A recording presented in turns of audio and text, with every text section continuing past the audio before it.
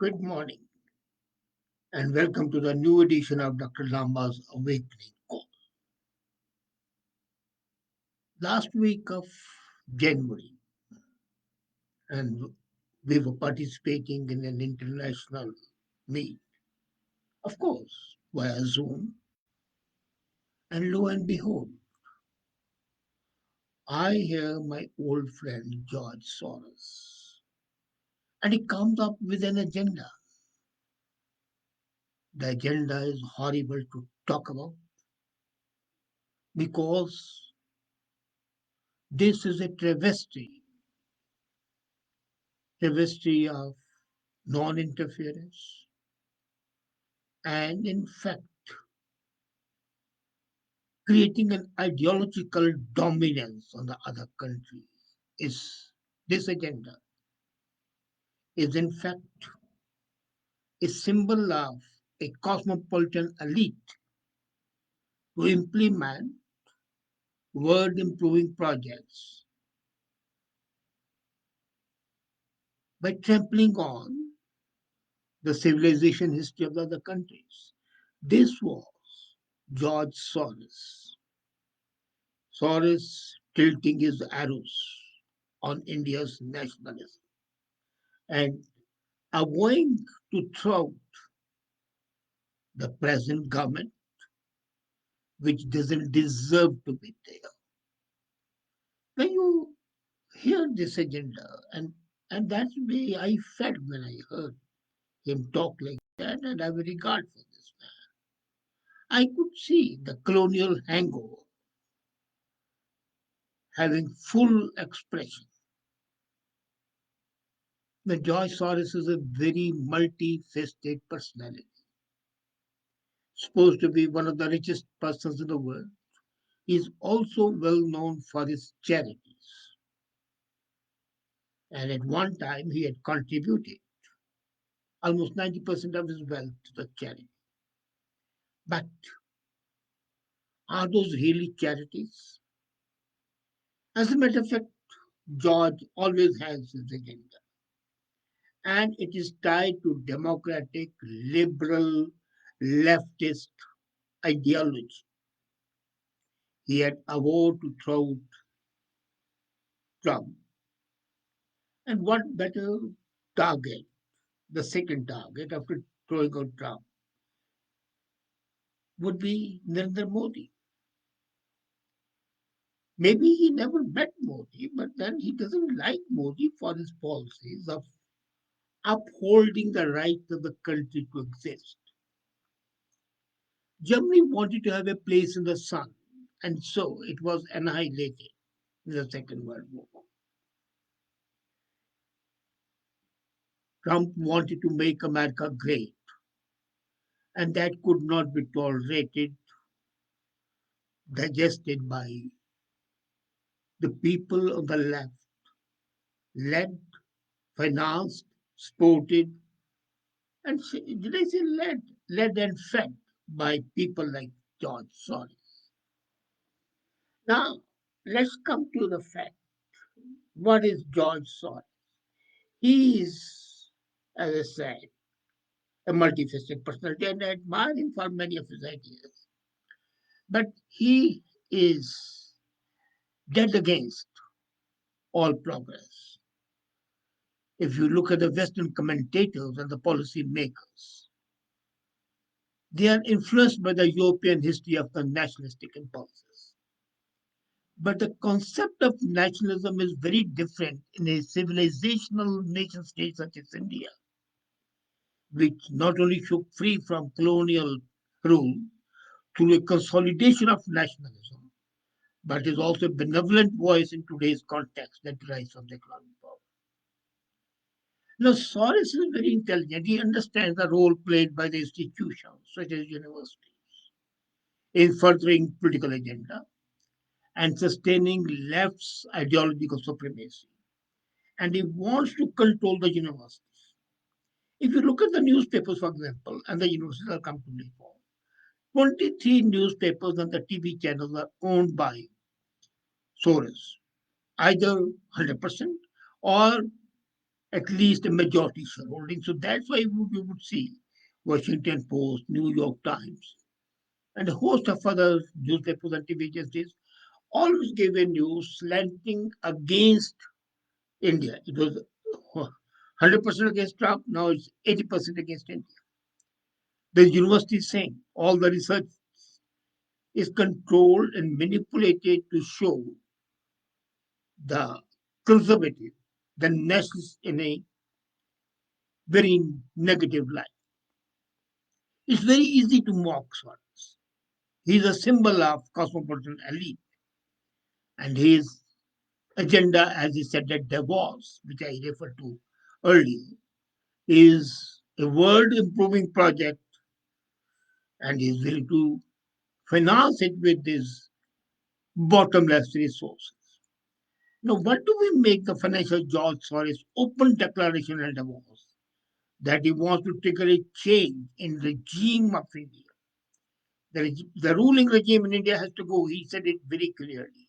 Who is he to decide that is he a god? Now, do we take it as a reflection of neo imperialistic tendencies of the West, or rather of the global elite that seeks to interfere with the democracies?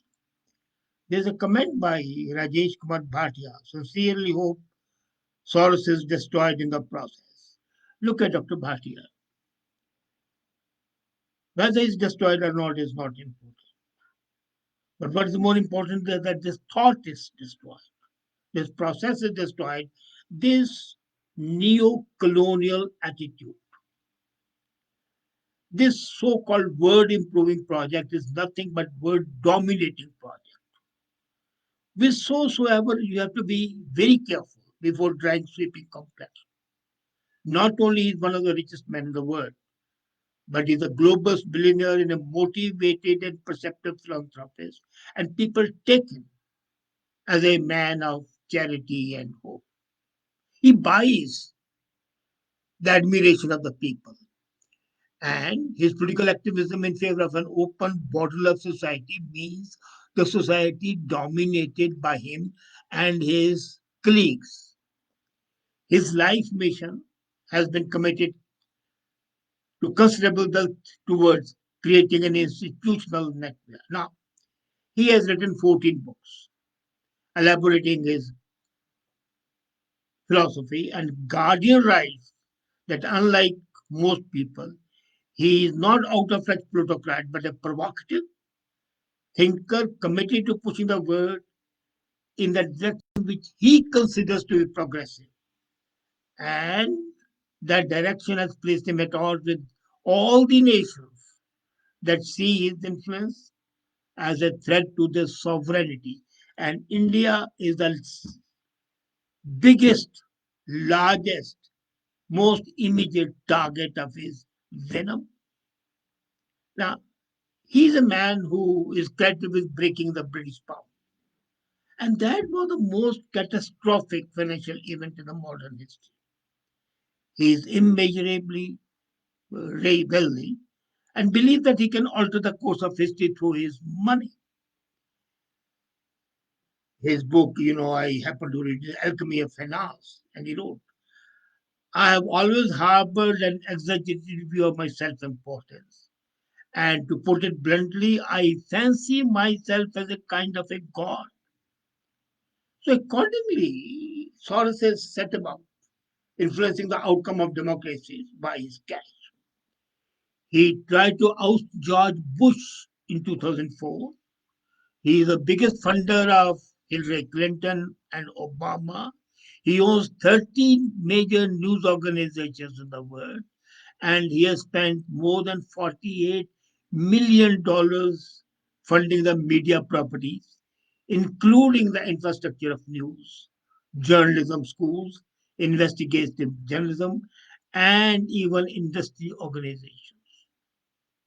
He has pumped in millions to overhaul U.S. justice system, purchase judges, and he has channeled more than $3 million into 7 local district attorney candidates who would further his agenda.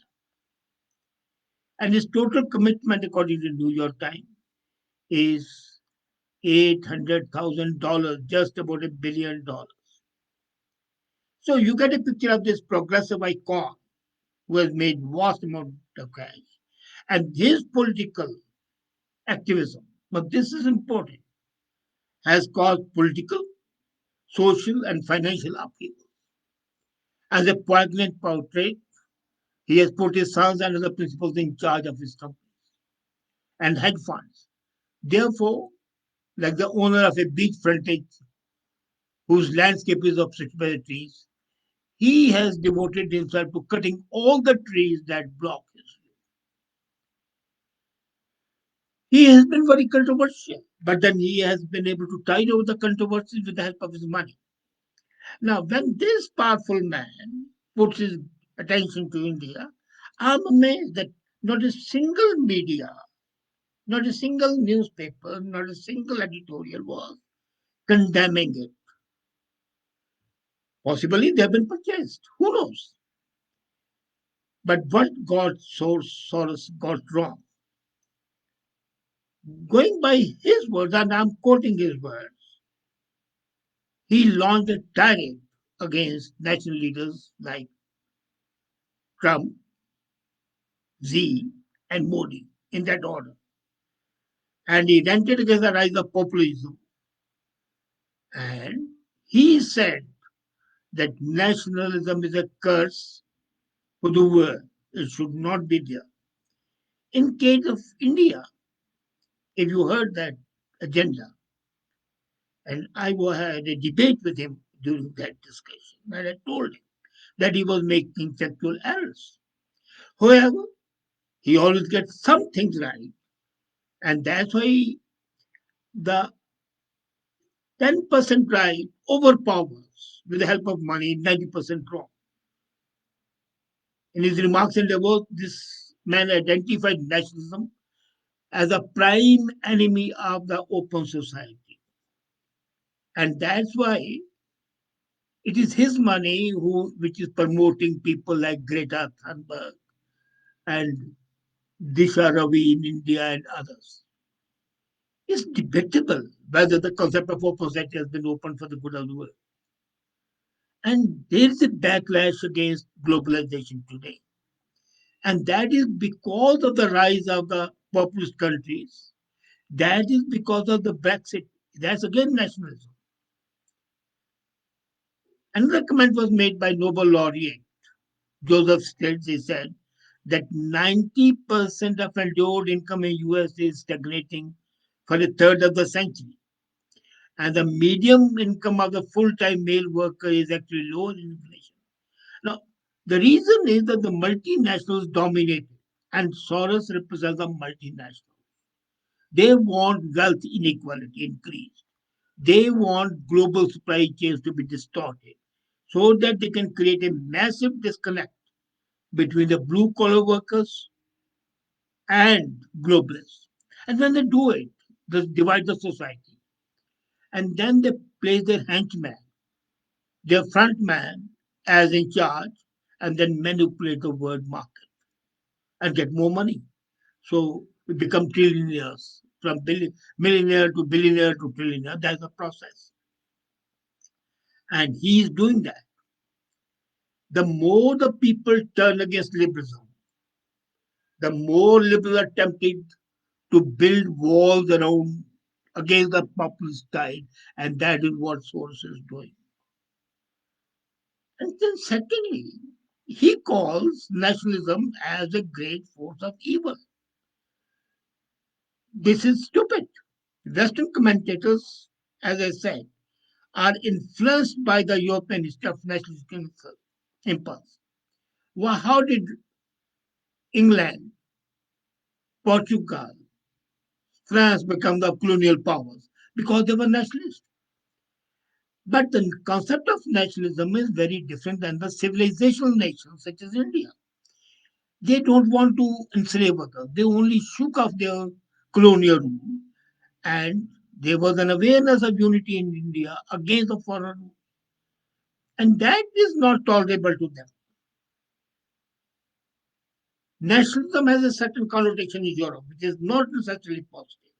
But in Asia, in India, nationalism is sort of a natural corollary to the progress, economic progress.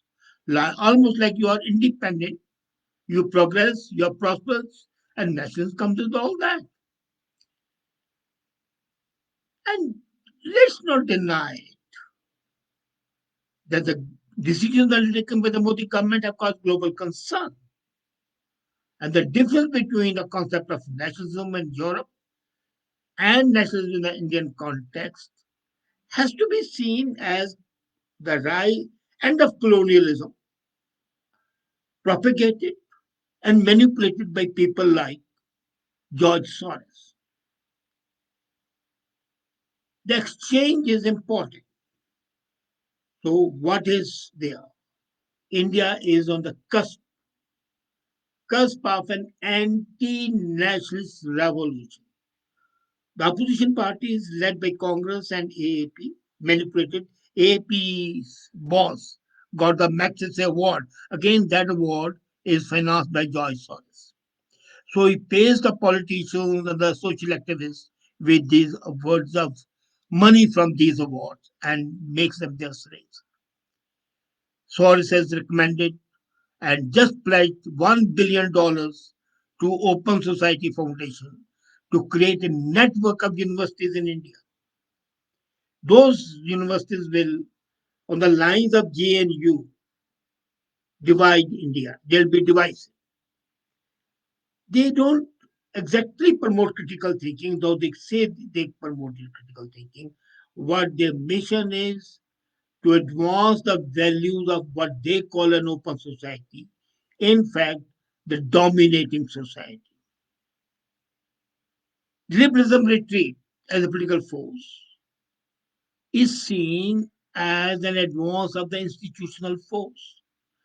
So Soros's attempt is to strengthen the institutions which are his handmaidens, whether it's World Bank and IMF, newspapers, and the universities, and then manipulate the thought process. He is very insidiously manipulating the brains of the people, like Orwell's 1984, to advance his agenda.